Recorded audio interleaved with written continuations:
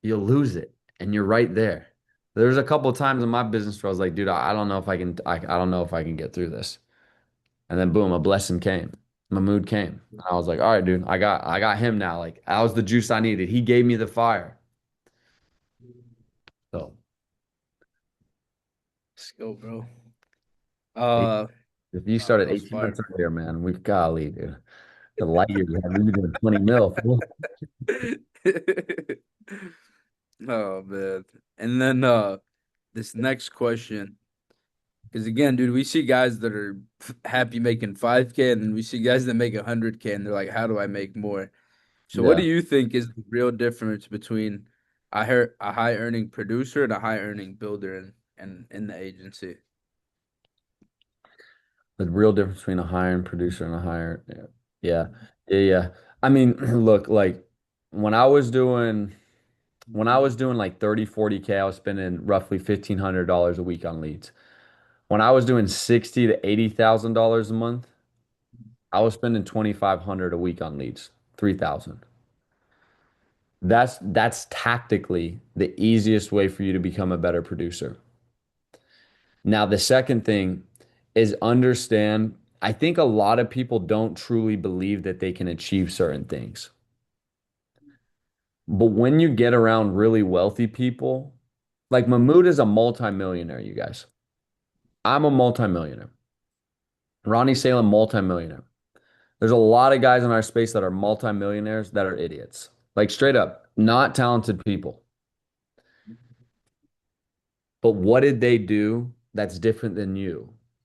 Nothing. They showed up consistently. They did the dials. They posted online. They showed up for their people when they didn't have to. They just went that one extra step. And so when it comes to being a top producer, they're like a mid-level performer and a top producer, it's one, do you actually believe you can achieve it? Two, are you genuinely investing in yourself? Truly. And then three, like, are you, look at this. Look at this. This notebook, this is from 2022. Y'all can't read it because my handwriting is. I'm in Denver, Colorado. My start time is 6:15 in the morning. Let's see, 6:15 to 8. Bible, breakfast, Instagram recruits. 8 to 12, call to close. 12 to 2, call everyone, call everyone in process of recruiting. 2 to 3, workout. 3 to 8, call to close. And then bedtime. Dude, Boom. this is it. This is it. And then there's three things I put right here because this is all over the place. There's three things I always did that moved my needle forward. Bible study, hire one person, do three presentations. That was it. If I do those three things, I'm good.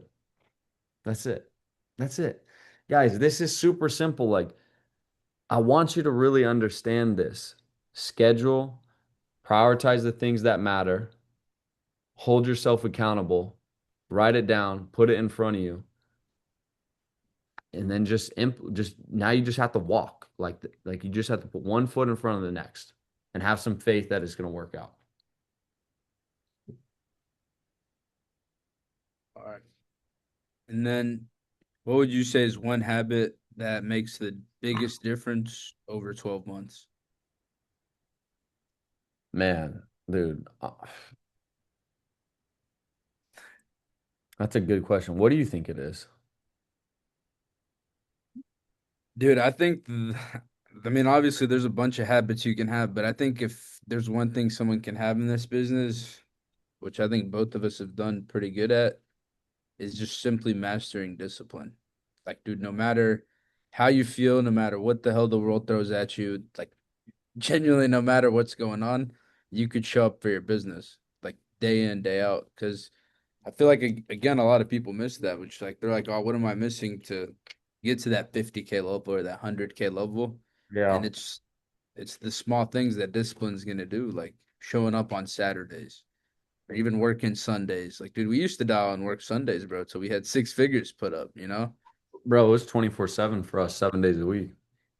Yeah. And so I think that's what I think, dude. If you can master discipline, that's like you literally just said, because with the discipline, you'll have the schedule, you'll have the faith, you'll have the belief, and that's what's going to take you there. Because motivation is just a temporary feeling. Yeah, I like that. So I was thinking when you were talking, and if you guys all do this for the next 90 days, first off, Mahmoud's really he's gonna love y'all especially. But this will do you a lot of good, is no complaining and full accountability. Because I promise you, the good majority of the phone calls and the conversations that Mahmoud and me have is people complaining about something and they can't fix their own problem. I'm like, that's fine. That's kind if you can't fix it, but are you bringing me a solution or are you just complaining? Because here's the deal. Like, if you don't have accountability in your life, there's no room for you to change. But if you can take full accountability that if this isn't working, all right, cool. What could be the solution? Hey, Mahmood, this isn't working that well. I think the solution could be this, but I know you've been here before. What do you think, bro? And he's like, that's good, but honestly, when I did that, it didn't work out. Try this. But I'm telling you, the best habit to have is do not complain and have full accountability because that's the only way you'll be successful. Because if you start blaming other things, then it's that thing's fault and you give yourself a reason and an excuse to fail. You're like, the leads didn't work, the mentorship wasn't that good. And that's the reason why you convince yourself that this doesn't work. And then you walk out and you keep saying it. You keep saying it's not that. But then the rest of your life, dude, you're never going to have anything of value. You'll have nothing. You'll be miserable. You'll be a dead man walking. I don't want to be a dead man walking. A lot of people are walking around their life, they're just dead, dude. Dead, dead, dead. I'm like, what? Do you have any idea where you're headed? Like, I'm not put on this earth just to be good at paying my bills. I don't want to be that person, man. I want to leave an impact. I want to help people. I want to experience my life. I Yeah. love it. Let's Not complaining has never done anyone any good, bro. I actually got a funny story. I shared this at my office team meeting. So Saturday, I had a guy in the office. He drove up from Louisville, Kentucky. And dude, he was like, my phone's on spam, like these leads are cooked, this, that, and like, dude, I'm giving him leads and like I know they're not cooked, bro. Like everyone's closing on them. So I'm like, they're cooked, really. He's like, yeah, I'm on spam. He's like dialing off sideline, pulls out his phone. I'm like, dude, give me your phone app. Like, quit bullshit and put the phone app. Like I dialed for 4 years. yeah, Bro, yeah. opens his phone. I pull up the lead sheet. I'm like, her name was Mary Ellen. Like I remember that. I was like, Mary is waiting for us to call her. Mary needs my help. Bro, first call on his spam phone that he kept telling himself picks up, bro. And guess what? She tells me I have coverage. I'm like, great. It's not showing what do you have? Just turns out she's paying $90 on a 5,000 like for a $5,000 plan on a 2-year wait. Boom, boom. We can save her money. And I'm like, all right, we're gonna go ahead and start the application. I give the headphones to him, and dude, That's he's amazing. he ever complains, bro, like he's terminated. He's terminated. That's amazing. But I'm only saying that because he's in here listening. But again, guys, like it's as simple as like the little stuff you put in your head because like, dude, it doesn't matter if the lead's brand new or 3 years old, 2 years old, like they don't expire. And like we've seen it happen time and time and time. So like when we got in the industry, like you remember my very first dial, like I literally had $800 to my name, put it on leads. I'm watching Wylie down. I'm just sitting there looking at him. He's like, dude, what are you doing? Like, you're gonna call or what? I'm I was like, like, what are I'm you just waiting. doing? Well, I'm like dialing the phone and I just turn and Mahmoud's like, I'm like, yo, dial. He's like, I was like, yeah, just pick up the phone. Boom, book the first appointment. Simple, man. Yeah, but not complaining doesn't do anyone any good. Uh, One last question here. What do average agents overvalue that top agents ignore? I think that one was worded a little different. I think, what do you think top guys value that the average agents aren't valuing? Dude, I'm telling you, man, the guy that protects their time is the bet. Like he will be a top producer. Are you having side conversations that don't benefit you? Are you doom scrolling on Instagram? Are you gooning? Are you doing all this stuff that doesn't matter? Because like when we showed up, bro, like we showed up to work. Like, dude, when the clock struck 9 o'clock, 8 o'clock, wherever we were in the office, like, dude, we started working. I didn't talk with people unless it was an agent of mine that needed help. If they were like at my lunch break, that's when people knew to talk to me. But you have to understand that everybody is going to try to get your time. This whole world. Social media is trying to grab your attention. People will try to grab your attention. Dude, when I lived in North Carolina, bro, my mom would call me 3 to 4 times a day asking me to run errands for her. I'm like, Mom, I love you so much, but I'm not running errands. I can't get the cats cat food. I can't. But I had to draw a line in the sand and have boundaries. So when you first start coming into this, you need to have conversations with the people in your life and you got to let them know what's going on here. Because if you got a girlfriend or people in your life that they usually see you and then you just start working 14 hours a day, they're going to be like, what the hell? But if you can tell them, hey, this company can change my life, we're going to be able to have X, Y, and Z, but I have to work 12 hours a day for this period of time. And I promise you, like when I'm with you, I'll give you all the time in the world. When I'm not, I'm working my butt off. But have some respect for yourself and the people that are depending on you. Because there are people, you got a future wife, you got a future family, you got future kids. They are depending on you, man. And you got to have respect for yourself to say, hey, sorry, Rylan, sorry, Brandon. Right now, dude, I'm dialing, bro. I got a book. I got to go and close somebody. I got to go and close somebody, dude. Like before me and you chop it up for the day about XYZ, like I got to get this first deal done. And then trust me, you do that, the whole office environment changes. But just protect your time. That's what all top producers do. Be intentional with it. I love it. And for Yeah. those that didn't hear it, no gooning, No money goon. making activity. Smack that phone out of their hands, man.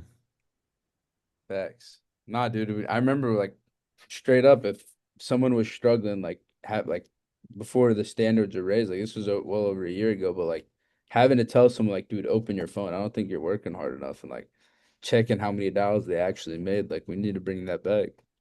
Yeah, we I think do. we're doing pretty good though, but I mean, for the ones complaining, like you might have to check that activity. Yeah. I mean, it's simple. Like there's three things. How many dials did you make? How many presentations did you get? How many closes? Because if you're making a lot of dials and you got a lot of presentations, that means your closing ability isn't there. That means you're doing something in the presentation. But if you're only having two presentations, that means you probably didn't buy leads that week, or you're actually not calling them 3 times in a row or making enough dials. So that's what we got to fix. So those are the big three. And if you want to diagnose an agent's problems, that's the only three things you need to look at. How many dials did you make? How many presentations? How many closes? That's it. I mean, look, like I'm not good at math at all, but that math is simple for me. That's millionaire math. Real easy. Straight up. Fire, man. No, it's a simple business, but it's not hard. It's not easy, but it's simple. Yeah. But I think that's all for the questions. I know there's plenty of more, but is there anything else, you would want to leave the team with to kick off the year? You know what? I would just tell you guys, like, first off, I'm proud of every single one of you. And I really, really, really do mean that. I know what it's like to be in the dogfight, in the trenches. I mean, that's why me and Mahmoud show up every day. That's why you guys see us pushing so hard, is because we have gotten ours. My family's set. My family's taken care of forever. They'll never have to worry about food, clothing, anything. My mama goes to the hospital and there's a $40,000 surgery. Done. 500,000 done. It don't matter. And that has brought me a lot of peace. And I want you guys to have that. We really do. We really, really, really, really, really, really do. For like, I cannot emphasize that enough. But we need some help from you too, man. Like the heaviest weight in the room is the front door. When you go to the gym, the heaviest weight you could pick up in the gym is that front door. You guys show up with a good attitude. You follow the leaders that are worth following, the Mahmoods, Nassers, the Mars, the Shanes. I'm gonna miss some people in here. Hakeem, you will get an amazing result and you'll have a really freaking awesome, amazing life. Like we have such an amazing life, you guys. Like I want y'all to really think about this. This is like a sports team. You hang out with all your buddies all day. You get to compete all day. Every time you get a bucket up on the board, you make $1,000. There is nothing better in the planet than life insurance sales. You can make $1,000 a day, hang out with your buddies, compete on a daily basis, work from freaking home, build something you can bring your boys on with you. But we just forget what we're sitting in and that we really have that golden ticket that can change everything. So I just want to remind you guys of that because I take it for granted. I know Mahmoud takes it for granted on certain days, but we got to get ourselves back on track and really like Mahmoud is, I mean, he's in that office longer than probably 60, 70, 80, 90% of that office. And he's gotten his. But he's only doing that because he wants to see you get yours. So that's what I want to end with. And the last thing is if you haven't signed up for convention, that is the biggest event of the year. That event will change lives. The biggest thing I always took out of it was I should be like whenever I saw someone walk, have higher numbers than me, bigger team, I always thought to myself, I'm gonna go meet that person, shake his hand, ask him some questions. Every time I did, I always thought to myself, there is nothing different than me and this dude. Why can't I do it? And I think you're gonna see how ordinary people are having a really extraordinary result, and that will change your life. That type of belief will change your life. So we'll be seeing you guys in Dallas, and I'm super excited to shake all your hands and meet you guys. And Mahmood, man, bro, it's an honor to be in business with you, dog. I'm really happy my dad gave me that advice and said, call Mahmoud Nasser and do whatever it takes to hire him. Because, guys, you just need to find one. You need to find your Mahmoud Nasser. One dude can change your life. Mahmoud, you've changed my life more than business, bro, my friendship with my family, with everything. So I just want to say thank you, bro. You know how much I love you and I care about you. And I'm always here for you, every single one of you guys on this call. And I'm excited to meet the rest of you guys I haven't met in Dallas. It's gonna be awesome. I love you, brother. I love Papa Pete, Come Mama on. Gina, man, bro. But no, I appreciate you for getting on here and giving your time when you obviously didn't have to, bro, but you did, and it means a lot, bro. I Yeah, love dude. Hey, you. let's run it up in 2026, baby. Come on, put some ones in the chat, man. For real, this is our year. This is really Let's our year. go. One for Rappaport. Come on. All right, you guys. I'm gonna hop into the next one. See you soon, brother. Yeah, thank you, bro. Let's go, Mahmood and Wylie. You guys are my